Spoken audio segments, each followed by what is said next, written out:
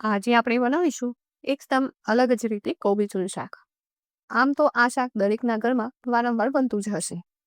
પરંતુ આ રીતે એકવાર જો તમે બનાવશો તો જે લોકોને કોબીજ પસંદ નથી ને એ લોકો પણ માગી માગીને ખાશે. તો તેના માટે અહીંયા મેં જાડા તવિયાવાળી કઢાઈ લીધી છે.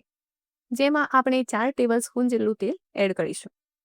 અહીંયા તેલ સારી રીતે ગરમ થઈ જાય ને એટલે આપણે તેમાં સૌપ્રથમ તેમાં 1 ટેબલ સ્પૂન જેટલી રાઈ એડ કરીશું. અહીંયા રાઈ સરસ એવી ફૂટે એટલે અડધી ચમચી જેટલું જીરું, 1 પીંચ જેટલી હિંગ, 2 થી 3 નંગ સૂકા લાલ મરચાં એડ કરી દઈશું.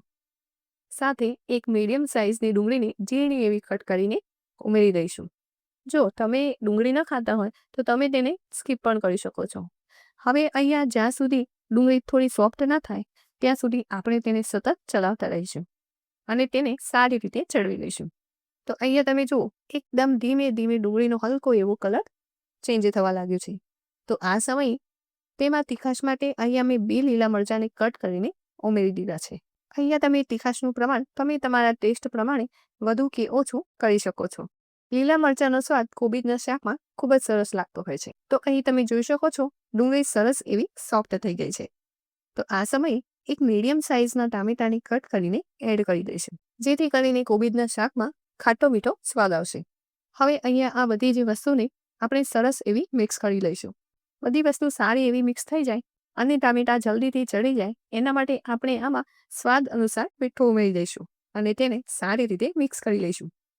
તો તમે જુઓ અહીંયા થોડી જ વારમાં ટામેટા સરસ એવા ચડી ગયા છે. તો હવે અહીંયા આપણે આમાં હલકા એવા મસાલા કરી દઈશું. તો એના માટે અડધી ચમચી હળદર અને 1 ચમચી કાશ્મીરી લાલ મરચું પાવડર ઉમેરી દઈશું અને સારી રીતે મિક્સ કરી લઈશું. કાશ્મીરી લાલ મરચું ઉમેરવાથી શાકનો કલર ખૂબ જ સરસ આવશે. અને હવે બધું સરસ એવું મિક્સ કરી લઈશું. મિક્સ થઈ ગયા પછી મેં અહીંયા 500 ગ્રામ જેટલી ઝીણી સમારેલી કોબી લીધી છે. એને આપણે એડ કરી દઈશું અને સરસ એવી મિક્સ કરી લઈશું. મિક્સ થઈ ગયા પછી તમે જોઈ શકો છો શાકનો કલર કેટલો સરસ આવે છે. આ સમયે આપણે ધાણા જીરું નથી ઉમેરવાનું, કેમ કે કોબીમાં પાણીનો ભાગ રહેલો હોય છે. જો તમે શાકમાં તરત જ ધાણા જીરું ઉમેરશો ને તો ધાણા જીરું પાણી શોષી લે છે અને કોબીને ચડતા થોડી વાર લાગશે. હવે આપણે અહીં કોબીજને ચડવી લેવાની છે. તો તેને ઢાંકીને કોબીજનું પાણી ન છૂટે ત્યાં સુધી મીડિયમ ફ્લેમ પર આપણે તેને 3 થી 4 મિનિટ માટે થવા દઈશું. તો અહીં તમે જોઈ શકો છો 3 થી 4 મિનિટ પછી કોબી આપણી એકદમ સોફ્ટ થઈ ગઈ છે. તો તેને સારી રીતે એકવાર મિક્સ કરી લઈશું. મિક્સ થઈ ગયા પછી આપણે તેમાં હલકા એવા મસાલા કરીશું. તો એમાં અડધી ચમચી જેટલો ધાણા જીરું પાવડર ઉમેરી દઈશું અને તેને મિક્સ કરી લઈશું. સરસ એવું મિક્સ થઈ જાય એટલે આપણે આમાં ઉપરથી લીલા ધાણા એડ કરી દઈશું. તો તમે જોઈ શકો છો એકદમ સરસ એવી કોબીજ ચડી ગઈ છે. આ શાક ફટાફટ બની જતું હોય છે.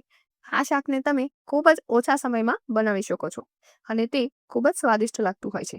ઉનાળામાં ઘણા લોકોને કોબીજ ભાવતી નથી, પણ એકવાર આ રીતે બનાવશો તો બધાને ખૂબ જ પસંદ આવશે. તો ફ્રેન્ડ્સ, તૈયાર છે અહીં આપણું ટેસ્ટી એવું કોબીજનું શાક. એકવાર આ રીતે જરૂર ટ્રાય કરજો.